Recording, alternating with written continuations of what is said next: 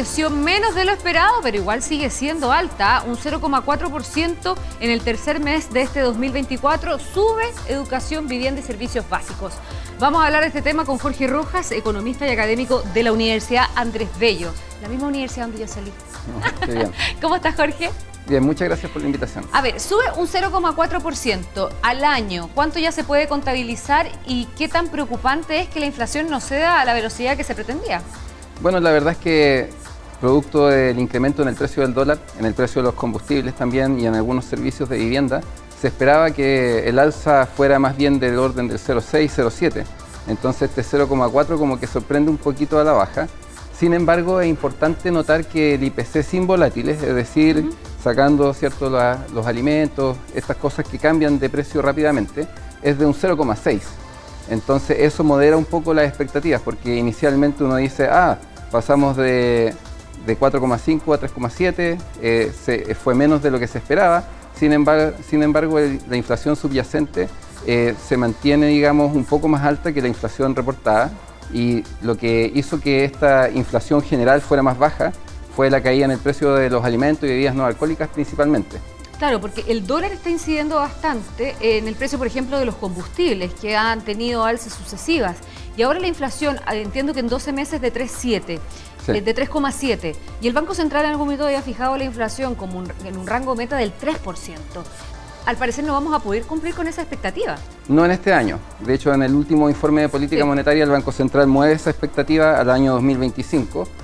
Ahora, el Banco Central tiene una decisión difícil que tomar respecto de la tasa de política monetaria, porque el desempleo se mantiene alto en 8,5.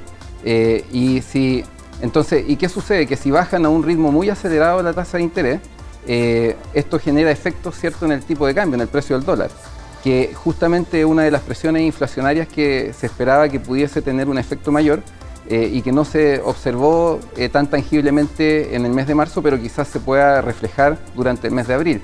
Entonces hay que, digamos, evaluar bien qué se va a hacer con la política monetaria, si se va a mantener el ritmo de disminuirla en 75 puntos base o quizás se va a pausar un poco y disminuirla a 50 puntos base, pero eso podría tener este efecto en que el mercado laboral se mantenga cierto débil y no logre recuperarse al ritmo que se esperaría. Es una disyuntiva que hace el Banco Central, si acelera la rebaja de las tasas de interés para dinamizar la economía o la mantiene frenada con el mismo propósito de controlar la inflación. Ahí es como un poquito, ¿qué opción tomar? Exactamente. Entonces ese es el debate que me imagino yo van a tener los consejeros prontamente, que de hecho en la última rebaja de política monetaria algunos consejeros se manifestaron a favor de una reducción de 50 puntos base en lugar de los 75 que finalmente terminaron acordando. Jorge, y sobre la inflación, finalmente uno podría proyectar cómo se va a comportar dentro de los próximos meses, entendiendo que el dólar está del orden de 950 pesos, lo que incide directamente también en combustibles, que correcto, golpeó precisamente en el dato de marzo. ¿La tendencia debería ser mantenerse en estos mismos rangos o podría incluso crecer? No, el precio del dólar por sus, digamos, fundamentales debería empezar a reducir su cotización, también producto de que el precio del cobre ha ido aumentando. Sí. De hecho, hoy día cuando abrió el mercado, primero se pegó este salto el precio del dólar en 5 pesos, debido a que la inflación, digamos, como fue más baja de lo que se esperaba, se proyecta entonces una reducción de las tasas de interés y eso, al reducirse la tasa de interés en Chile, se genera un incremento en el precio del dólar y el mercado anticipa todo esto. Sin embargo, después al hacer la lectura y ver también cómo el precio del cobre subió, ese incremento inicial de 5 pesos retrocedió a esta hora. O sea, a esta hora estamos en 950 pesos. Estamos en 950 pesos.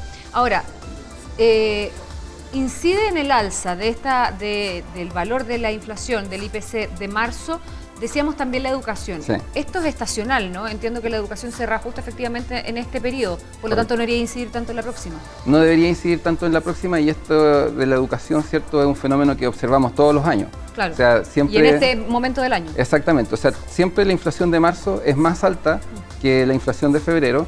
Ahora, lo que es una buena noticia, entre comillas, es que la subyacente fue este año 0,6, mientras que el año anterior fue 1,2. Entonces, por eso es que yo creo que el Banco Central mantiene esta expectativa de que sigue bajando, pero va a bajar a un menor ritmo del que se esperaba y por eso aplazaron a 2025. Además que el precio del dólar está ejerciendo una presión importante y eso no depende solamente de nosotros, sino que también depende de lo que haga la Reserva Federal en Estados Unidos y Y por eso es que va a ser súper importante estar mirando qué es lo que hace la Reserva Federal en Estados Unidos y nosotros imitar, que es un poco también lo que está haciendo el Banco Central Europeo. O sea, el Banco Central Europeo tampoco puede tener una tasa de interés tan diferente, el diferencial, ¿cierto?, a la de Estados Unidos, porque si no, eso impacta también en su moneda, que es el euro. Entonces, siempre pendiente Chile, no solamente de las decisiones que se tomen en nuestro país y por supuesto también las que se tomen en el extranjero y particularmente en Estados Unidos para definir también, bueno, nuestra y los economía, riesgos, nuestra política. y para terminar, los riesgos globales, o sea, sí, la situación entre Israel e Irán podría impactar el precio del barril de petróleo y lo podría llevar a más de $100 por barril y eso impactaría directamente el precio de nuestros combustibles y por ende existe este riesgo de que la inflación pudiese reactivarse. Vamos a seguir pendientes entonces, ojalá que eso no ocurra. Jorge Rojas, economista y académico de la UNAF.